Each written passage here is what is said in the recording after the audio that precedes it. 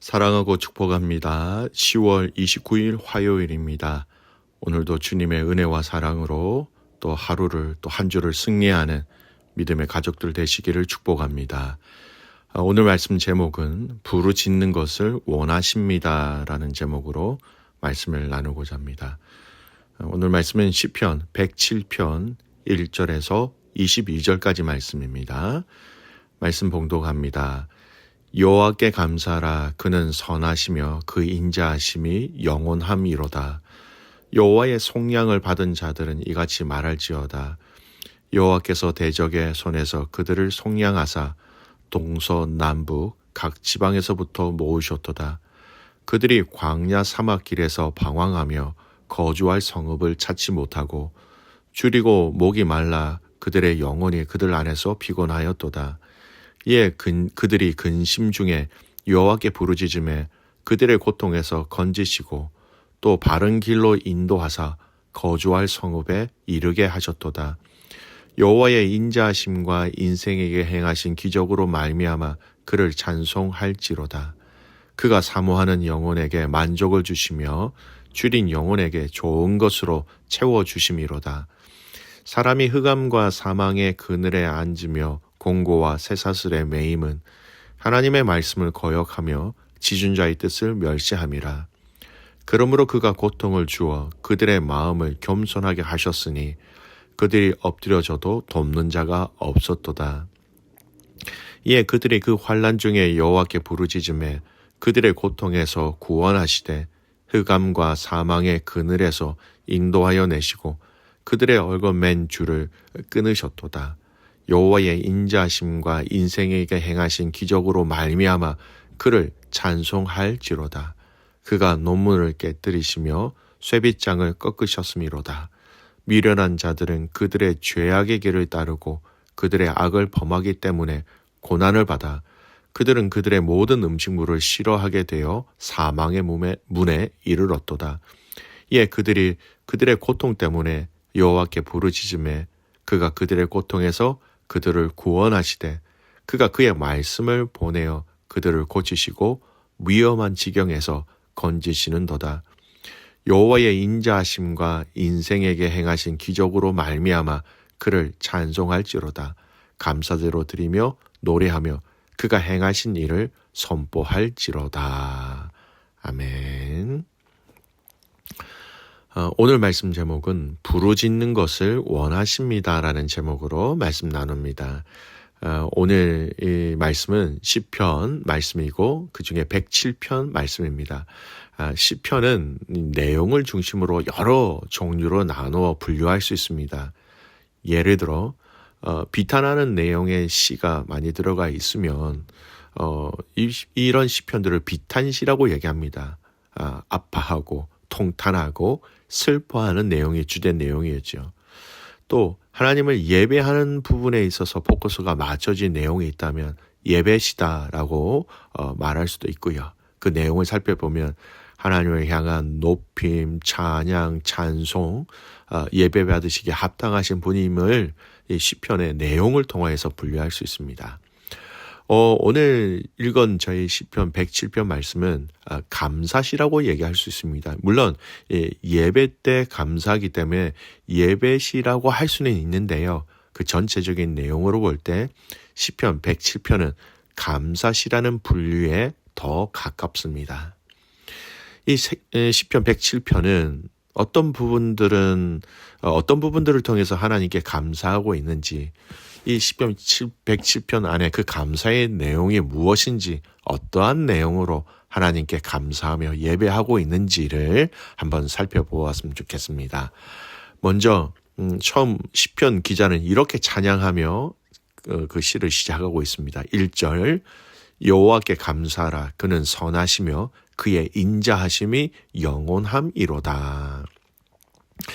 하나님께 감사하며 그 감사한 이유가 선하신 하나님, 인자하신 하나님, 그 선하심과 인자하심이 또한 영원하신 하나님이라는 것을 먼저 고백하면서 선포하고 있다는 겁니다.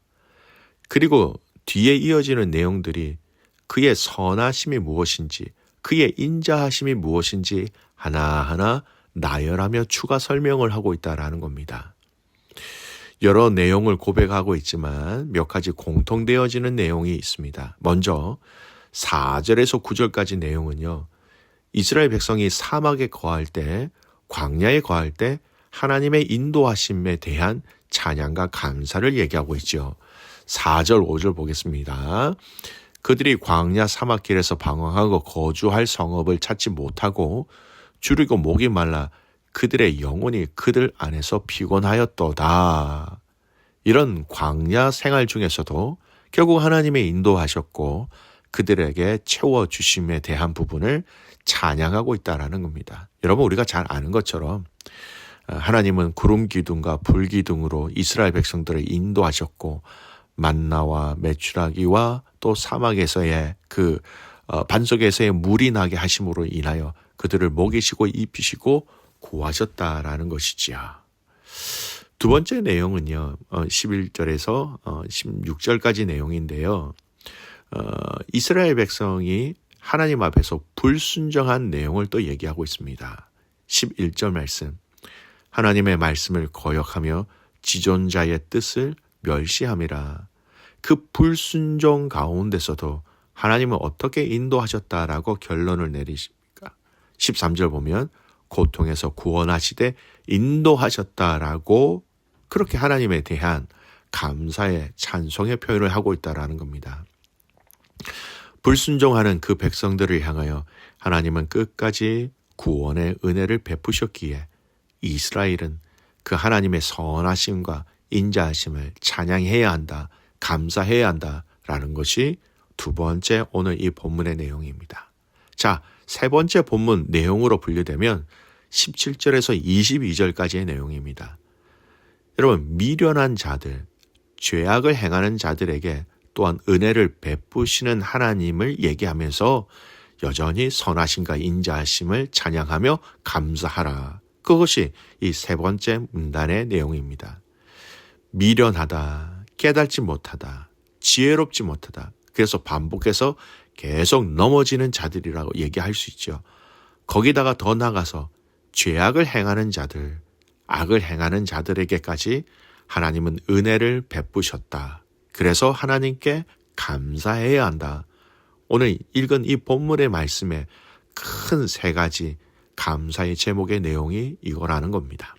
자, 오늘 본문의 말씀을 정리해 보면 1절에서 3절은 하나님을 찬양해야 한다라는 그 자체로 선포하고 있습니다. 선한 신과 인자하심이 영원하다. 그래서 하나님 앞에 감사해야 된다라고 선포하면서 세 부분을 얘기합니다. 4절에서 9절은요.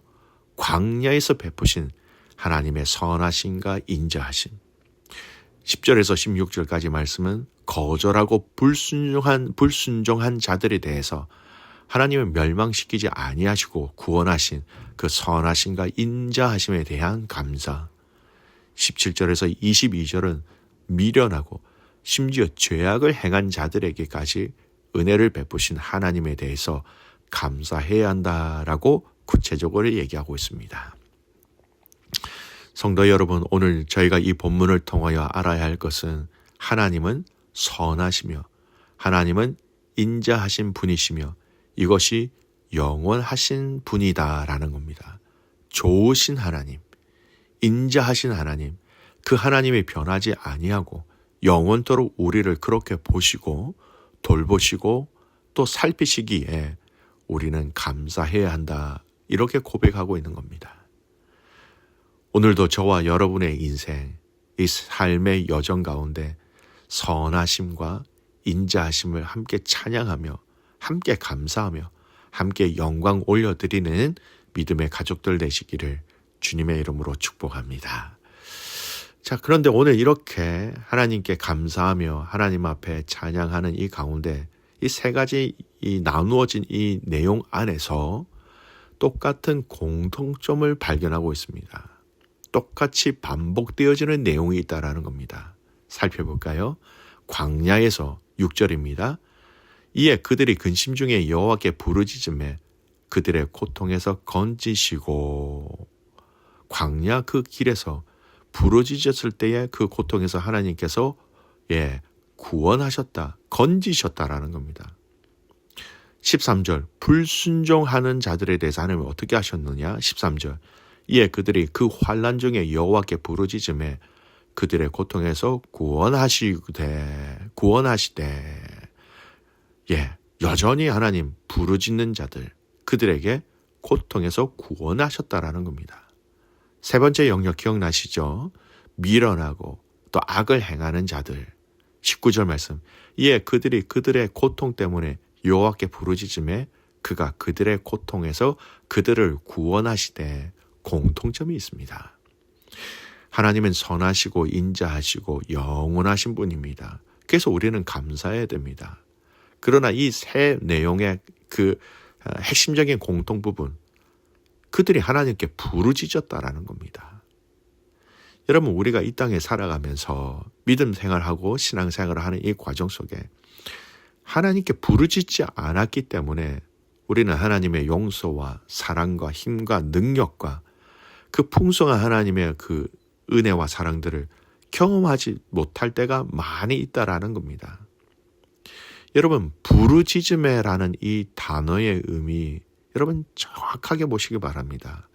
부르짖음에 6절에 건지시고 부르짖음에 13절 구원하시고 19절 부르짖음에 구원하셨다라는 겁니다.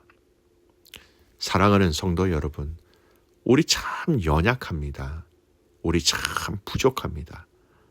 얼마나 우리가 연약한지 우리 스스로가 너무나 잘 알고 있죠.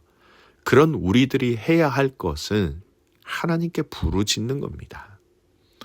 하나님은 이미 심판이 결정되어진 이스라엘을 향하여서 예레미야 선지자를 통하여 이렇게 말씀하셨지요. 하나님의 심판이 바벨론이라는 나라로 인하여 완전히 확정된 상황 속에서도 하나님은 예레미야에게 오늘 이 본문 시편의 말씀처럼 반복되어지는 이 내용으로 명령하셨습니다.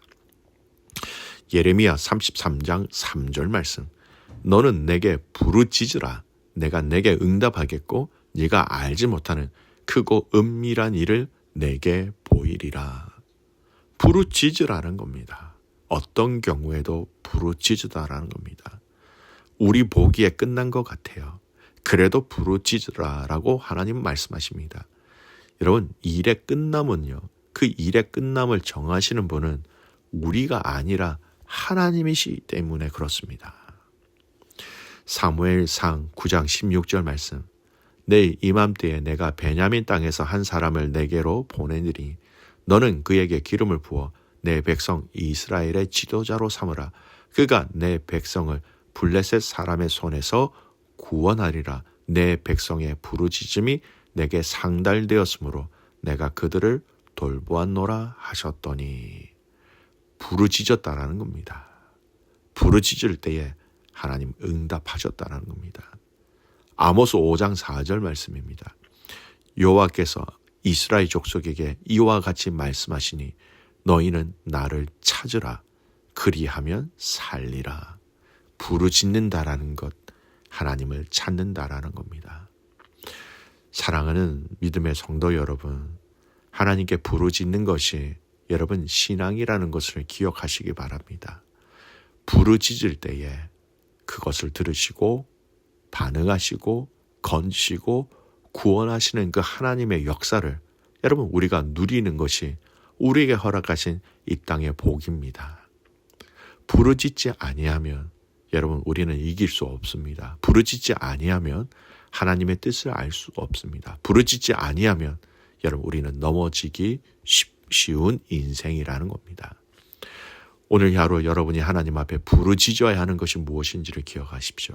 그 부르짖음을 통하여 하나님과 잇대어지고 하나님과 연결되어지며 하나님의 뜻을 알고 하나님의 성품을 닮아가며 하나님의 비전이 여러분 안에 채워지는 그런 복된 하루, 복된 인생 되시기를 주님의 이름으로 축복합니다.